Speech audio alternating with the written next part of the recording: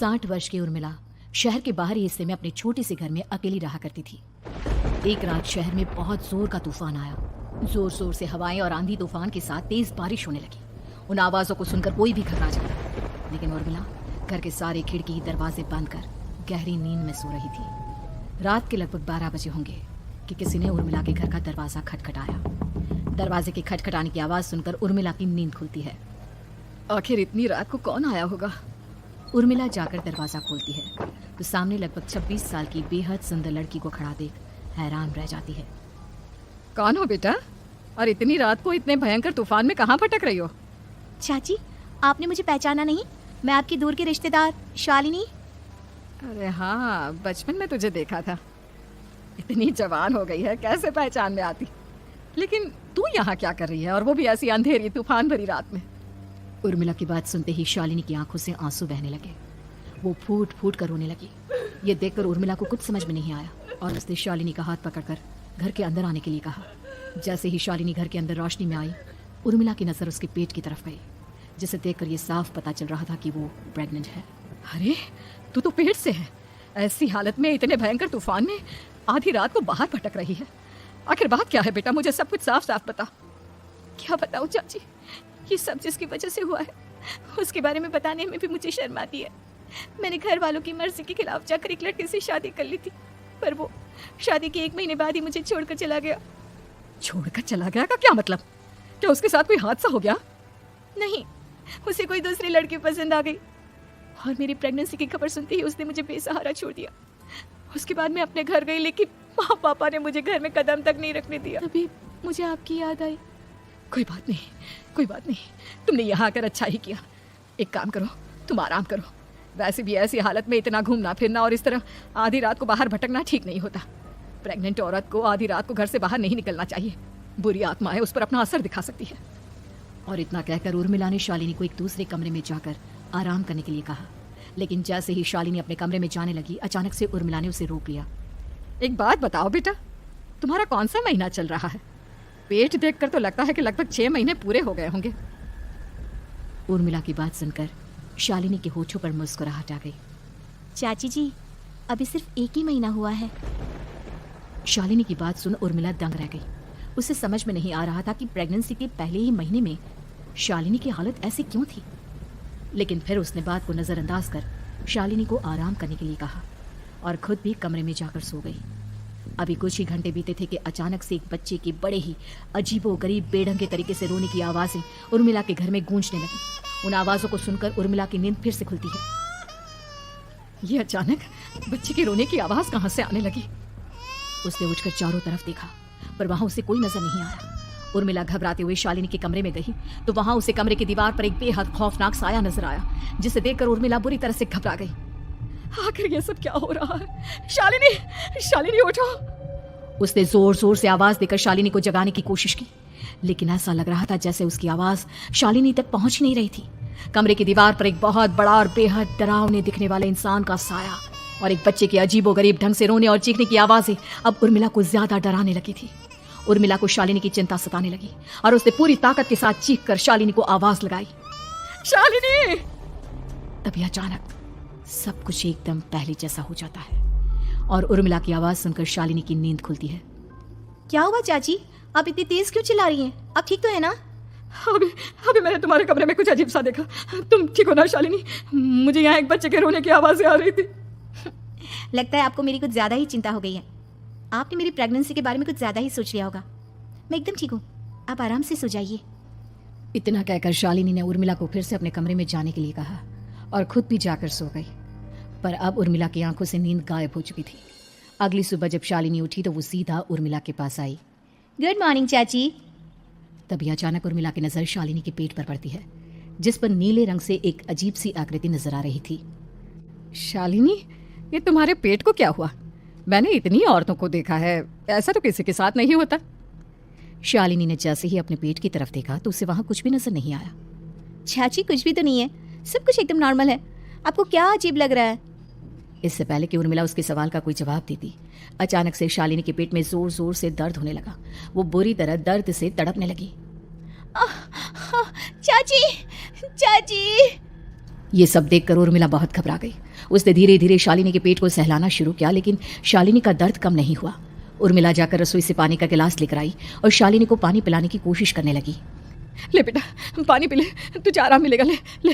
नहीं चाची, मुझे बहुत तेज दर्द हो रहा है। अरे थोड़ा पी ले बेटा। जैसे ही उर्मिला ने शालिनी को पानी पिलाया, उसने देखा कि गिलास में बचा पानी का रंग नीला पड़ गया और शालिनी की आंखें अजीब हो गई। उसके पेट पर बच्चे का एक डरावना चेहरा नजर आने लगा। ये सब देखकर उर्मिला की डर से हालत खराब होने लगी, पर तभी शालिनी का दर्द ठीक हो गया। बेटी, अभी तुम्हारा दर्द ठीक है तो ऐसा करो, तुम थोड़ी देर आराम कर लो। शालिनी को आराम करने के लिए कहकर उर्मिला तेज कदमों से चलकर घर से बाहर निकल जाती है और पास ही रहने वाली एक औरत कालिंदी के पास पहुंचती है।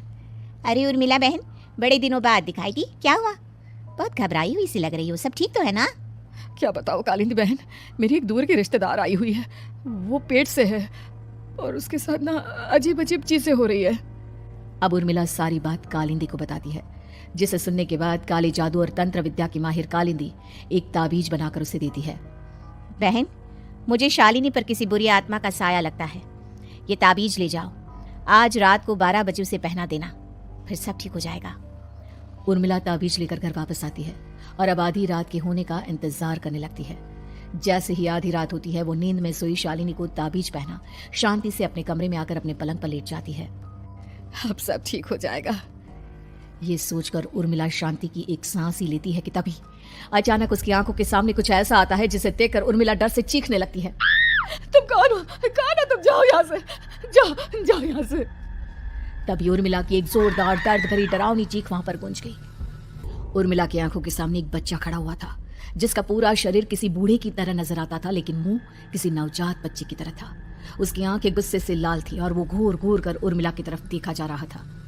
कौन हो तुम? कौन हो? उर्मिला के चीखते ही वो बच्चा जोर जोर से रोने लगा। घबराकर उर्मिला ने अपने हाथों को अपने कानों पर रख लिया। उसकी समझ में नहीं आ रहा है कि आखिर ये सब उसके साथ क्या हो रहा है। कौन हो तुम? कौन हो? क्या चाहते हो मुझसे? जाओ जाओ यहाँ से, आखिर तुम हो कौन? तभी अचानक से उर्मिला के पूरे घर में लाल रंग की रोशनी फैल गई। वो बच्चा धीरे धीरे कदमों से चलता हुआ उर्मिला की तरफ बढ़ने लगा। किसी नवजात पैदा हुए बच्चे के जैसे उसके रोने की आवाज अब उर्मिला के कानों में गूंज रही थी, लेकिन कुछ ही सेकंड में वो चुप हो गया और उसने बेहद खतरनाक आवाज में उर्मिला के सवाल का जवाब दिया। मैं वो हूँ जो अब तक पैदा नहीं हुआ, लेकिन जब मैं पैदा हो जाऊंगा तो वो होगा जो अब तक कभी नहीं हुआ। ये क्या कहना चाहते हो तुम? ऐसा क्या हुआ जो अब तक नहीं हुआ? तबाही होगी, तबाही। सब कुछ खत्म हो जाएगा और ये जो लड़की मुझे जन्म देने वाली है, मैं उसका खून पी जाऊंगा, सारा खून। उस बच्चे की बात सुनते ही उर्मिला बुरी तरह घबरा गई। उसका एक बुजुर्ग आदमी जैसा शरीर, एक नवजात बच्चे जैसा चेहरा, ये दोनों ही बातें उर्मिला की समझ से बाहर थी। तभी वो बच्चा अचानक गायब हो गया। घर का माहौल फिर से पहले जैसा हो गया। लाल रंग की रोशनी भी अब गायब हो चुकी थी। उर्मिला दौड़कर शालिनी के कमरे में पहुंची, जहां वो गहरी नींद में सोई हुई थी, पर उसके गले का ताबीज गायब हो चुका था। उठो उठो शालिनी, उठो बेटा, मुझे तुमसे जरूरी बात करनी है। अरे चाची, क्या हुआ? इतनी रात को आप परेशान क्यों कर रही हैं? सब ठीक है ना? अभी जब तुम सो रही थी ना, तो मैंने तुम्हारे गले में एक ताबीज पहनाया था। कहाँ गया बेटा, बताओ मुझे। शालिनी ने चारों तरफ अपनी नजरें घुमाकर देखा, लेकिन वहां पर कोई ताबीज नहीं था। वह हैरानी से उर्मिला के चेहरे की तरफ देखने लगी। उसे समझ में नहीं आ रहा था कि आखिर उर्मिला किस ताबीज के बारे में बात कर रही थी। नहीं चाची, यहाँ कोई ताबीज नहीं है। लगता है आपने कोई बुरा सपना देखा है। मैंने कोई बुरा सपना नहीं देखा।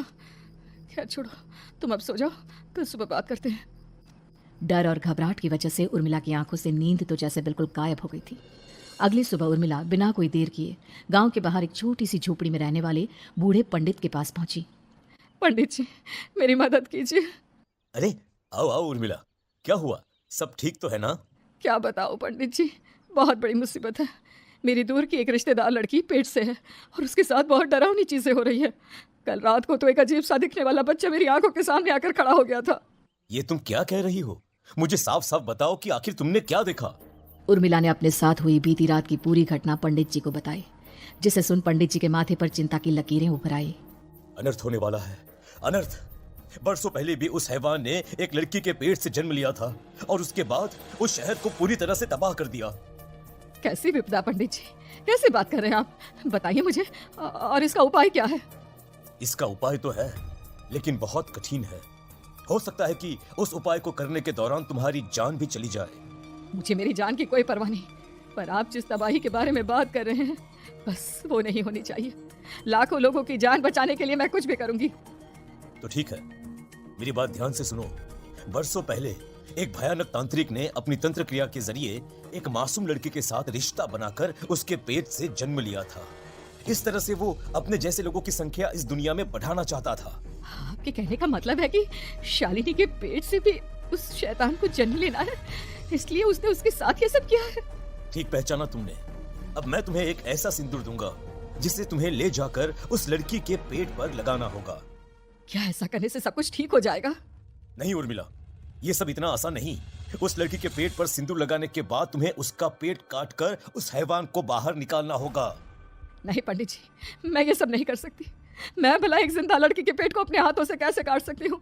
अगर तुमने ऐसा नहीं किया तो कुछ ही दिनों में वो हैवान उस लड़की के शरीर से जन्म लेगा और उसके शरीर के सारे खून को पीकर अपनी ताकत को बढ़ाएगा। उसके बाद वो धीरे धीरे इस पूरे शहर को तबाह कर देगा। यहाँ पर कोई जिंदा नहीं बचेगा। लेकिन अगर मैं उसके पेट को काट दूंगी तो क्या वो जिंदा बच पाएगी? अगर शालिनी को कुछ हो गया तो, अगर उसकी मृत्यु हो गई तो?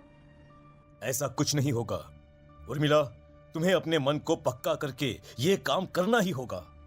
सिंदूर लेने के बाद उर्मिला झोपड़ी से बाहर निकलने ही वाली थी कि तभी पंडित जी ने उसे पीछे से आवाज देकर रोका। उर्मिला, उस लड़की का पेट काटकर हैवान को बाहर निकालना ही काफी नहीं होगा। तुम्हें ध्यान रखना होगा कि ये सब करते हुए उस बच्चे का जो आधा बूढ़े का शरीर है उस पर सिंदूर की एक बूंद भी ना लगने पाए, क्योंकि अगर ऐसा हुआ तो वो तुम्हें और बाकी सबको कच्चा खा जाएगा। पंडित जी की बात सुन उर्मिला की आंखें फटी रह गई और उसके शरीर में डर की लहर दौड़ गई। फिर भी उसने हिम्मत की। ठीक है पंडित जी, मैं पूरी कोशिश करूंगी कि मैं उस हैवान को वहीं के वहीं खत्म कर पाऊं। इसके बाद उर्मिला तेज कदमों के साथ घर वापस आती है। दिन बीतता है, रात का अंधेरा छाने लगता है। शालिनी खाना खाकर सोने चली जाती है और उर्मिला लगातार उसके गहरी नींद में सो जाने का इंतजार करने लगती है। जिसके बाद उर्मिला दबे कदमों से शालिनी के कमरे में पहुंच गई। मुझे ये करना ही होगा। अब उर्मिला ने धीरे धीरे शालिनी के पेट पर पंडित जी का दिया सिंदूर लगाना शुरू किया। उर्मिला के हाथ बुरी तरह से कांप रहे थे। उसके एक हाथ में चाकू था जिससे वो पेट काटने वाली थी। उर्मिला ने एक नज़र शालिनी के चेहरे की तरफ देखा और फिर डरते हुए उसके पेट पर चाकू चलाना शुरू किया। कमाल है, मैं इसका पेट काट रही हूँ और ये आराम से सो रही है। इसे दर्द नहीं हो रहा क्या? तभी अचानक उर्मिला के कानों में बच्चे की रोने की आवाज़ सुनाई देने लगी। उसने घबराकर चारों तरफ देखा पर वहां पर कोई नहीं था। बस रोने की आवाज़ लगातार आ रही थी। उर्मिला बिना रुके लगातार शालिनी के पेट को काटती रही। उसे इस बात का भी ध्यान रखना था कि सिंदूर बच्चे के बूढ़े आदमी वाली शरीर के हिस्से पर ना लगे। कुछ ही देर में वो हैवानी बच्चा उर्मिला के हाथों में था। उसने बड़ी ही सावधानी से उस बच्चे को बाहर निकाला और पंडित जी के कहे अनुसार उसे घर से दूर जलाने के लिए ले गई। पर तभी उसके सामने वही बूढ़े शरीर और बच्चे के चेहरे वाला बच्चा आ गया। अपनी गोद में और सामने भी बच्चे को देखकर उर्मिला हैरान रह गई। मुझे मारोगी? मुझे इतनी हिम्मत कैसे आ गई तुम्हारी? तुम पैदा नहीं हुए हो और मुझे पता है जब तक तुम्हारा जन्म नहीं हो जाता तो मुझे कुछ नहीं कर सकते।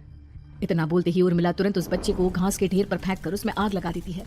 जिसके तुरंत बाद वो बूढ़े आदमी के शरीर और बच्चे के चेहरे वाला अजीब तांत्रिक का भूत भी वहां से गायब हो जाता है। कुछ देर बाद उर्मिला घर पहुंचती है तो वो ये देखकर हैरान रह जाती है कि शालिनी का पेट अपने आप जुड़ चुका था। शुक्र है भगवान का और उन पंडित जी का, अब सब ठीक हो जाएगा। सुबह शालिनी सोकर उठती है तो अपना पेट देख पूरी तरह घबरा जाती है। चाची, चाची ये सब क्या हो गया? मेरा पेट अचानक कम कैसे हो गया? मेरा बच्चा कहाँ गया चाची? बेटी, वो बच्चा नहीं एक खतरनाक तांत्रिक था जो तुम्हारी कोख से जन्म लेकर सबको मार देना चाहता था। वो पैदा होते ही तुम्हारी जान भी ले लेता, इसलिए मैंने पंडित जी के बताए उपाय से उसका खात्मा कर दिया है। अब सब ठीक है। शालिनी को उर्मिला की बात समझ में नहीं आती। जिसके बाद शालिनी को पूरी बात उर्मिला आराम से समझाती है। अब वो दोनों ही भगवान का शुक्र अदा करती हैं और एक साथ